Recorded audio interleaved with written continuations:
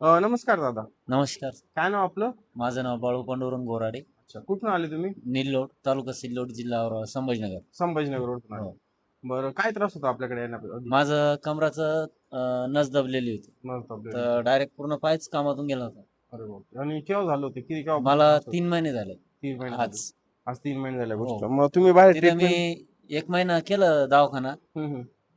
Up down हं. संभाजीनगरला. अच्छा, अच्छा. तिथं 20-25 हजार रुपये टाकले, पण काय गोळ्याच्या पॉवरवर जोवर पॉवर तोवर राहायचं. हं, हं, हं. त्याच्यानंतर परत जसंच तसं. जसंच तसं हां. राहायचं परत मला म्हणजे. उभं राहून जावं लागत होतं. पाय म्हणजे मांडी घालूच देत नव्हतं, बसू देत नव्हतं. अरे बापरे! म्हणजे असं बसताच येत नव्हतं. नाही, नाही. इतकं मोकळं, हं. एवढं फ्री नाही. अच्छा, अच्छा. नाही.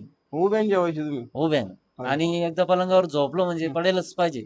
अच्छा, अच्छा. नंतर उठायचं म्हणजे 10 मिनिटं लागायची मला क्लिअर व्हायला. उठायला, बसायला. क्लिअर व्हायला. बाप! त्याच्यानंतर परत गोळ्या घेतल्या तोवर हं, आहे ठीक. हं, हं. आणि वेदना कशा जाणवायच्या कमरेत, वेदना पायात? म्हणजे डायरेक्ट डोळ्यातून पाणी यायचं माझ्या, उभं राहिलो की. हां का? अक्षरशः मला असं म्हणजे असं वाटतच होतं खरंच हं. ऑपरेशन करावं. करून घ्यावं. केल्याशिवाय पर्याय नव्हता. अच्छा, अच्छा. मग पण इथला आम्ही पत्ता कसा मिळाला तुम्हाला? आमच्या हं, बोदेगावचे साडूचा मुलगा आहे. हं, हं, हं. त्यांनी तुमचं Instaवर बघितलं. हां, हां, हां. त्यांनी मग मला तुम्हाला अच्छा. फोन लावला. बरं, मग मला घेऊन आला तो बरं. इथं तुमच्याकडे. मग आता आपले किती सेशन झाले आतापर्यंत? आता 7वं आहे. आज 7 सेशन झाले. हां. बरं, आता काय तर मी रिझल्ट? सक्सेसफुल झालो ना.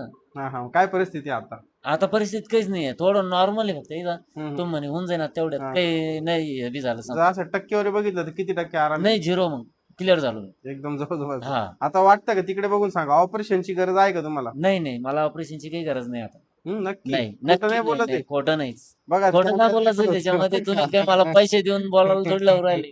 मग जे तुम्ही एवढ्या लांबून. कंडिशन ती माझी हां, बरोबर. हकीकत आहे. बरं. मी तुम्हाला एवढ्या दिवसांमध्ये जे 7 सेशन झाले, याच्यामध्ये मी तुम्हाला कोणत्या प्रकारची पेन किलर, इंजेक्शन, आयुर्वेदिक नाही, काही काहीच नाही. दिलंय काही? नाही इंजेक्शन नाही, गोळी नाही. काहीच नाही. नाही, फक्त मग. मॉलिश हं, हं. आणि तुम्ही जे हे केलं थेरपी हे केली. केलं हां, तेच. हां.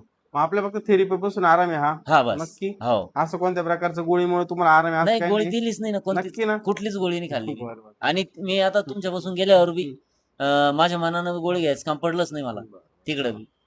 आता बरेच पेशंट असतात लांबून. आता जसं सर संभाजीनगरवरून आले. हां. संभाजीनगर म्हणजे जवळ-जवळ तिथून 3-4 60 तास. किलोमीटर पुढं. संभाजीनगरपासून 60 किलोमीटर पुढं.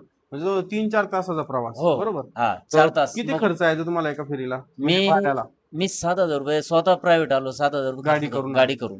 म्हणजे गाडी करून प्रत्येक वेळेला 7,000 खर्च होत होता. तरी पण हां. सर येत होते. कारण त्यांना तो आराम मिळाला होता आणि त्यांना ऑपरेशन टळणार आहे त्यांना विश्वास पटला होता. हो. आणि ते आता झालं. आता ऑपरेशनची गरज वाटत नाही ना? नाही तर मी नाही. क्लिअर झालो ना हां. एकदम आता.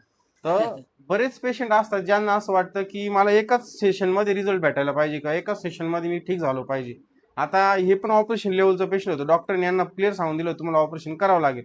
पण आपण त्यांना सांगितलं, की बिना ऑपरेशनचा आपण त्याला ठीक करण्याचा प्रयत्न करू आणि यश नक्कीच आपल्या पदरात पडेल आणि त्यांना ते मिळाले. आता त्यांना बिलकुल आता वेदना होत नाही, कोणती पेन किलर खात नाही, कोणत्या प्रकारचं इंजेक्शन घेत नाही, तरी पण ते आपल्या रोजची कामं करतायत.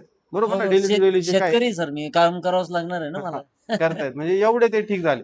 हां. पण सगळ्यात महत्त्वाचा पॉइंट हा आहे, की ते इतक्या लांब असताना सुद्धा संभाजीनगरच्या पासून 60 किलोमीटर लांब असताना सुद्धा त्यांनी 7 सेशन कंप्लीट केले.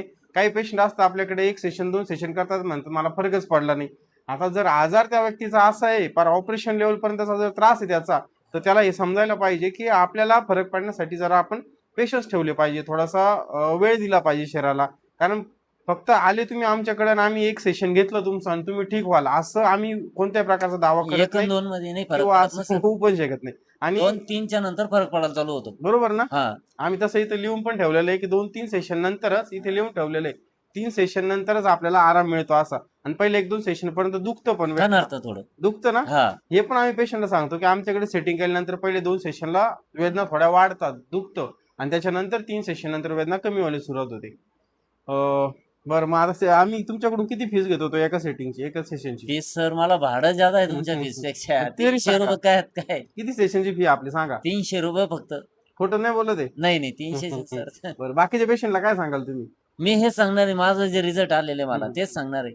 बरं, बाकीचे पेशंट यायला आलं पाहिजे का आपल्याकडं? आले पाहिजे. क्लिअर व्हायला पाहिजे. झाले मी झालो म्हणून त्याला सांगणारच आहे. बरोबर. आता माझ्या गावातूनच किती झाले? माझे हां, 7 पहिल्या दुसऱ्या ट्रिपलाच हं, हं. 7 लोकं घेऊन आलो होतो. सगळ्यांना बरोबर आराम आहे? हो. सुरुवात झाली त्यांना पण आता हं. आरामाला. बरोबर. त्यांची 3री, 4थी, हां, कोणाची हां. पहिली आहे. बरोबर, बरोबर. पुन्हा अशी आराम त्यांचे पडायला स्टेप. लागलाय. आता प्रत्येक राउंडला माझ्यासोबत एक नवीन वाढतच राहू राहिलं. बरोबर आहे, बरोबर. ठीक आहे. धन्यवाद दादा. धन्यवाद सर.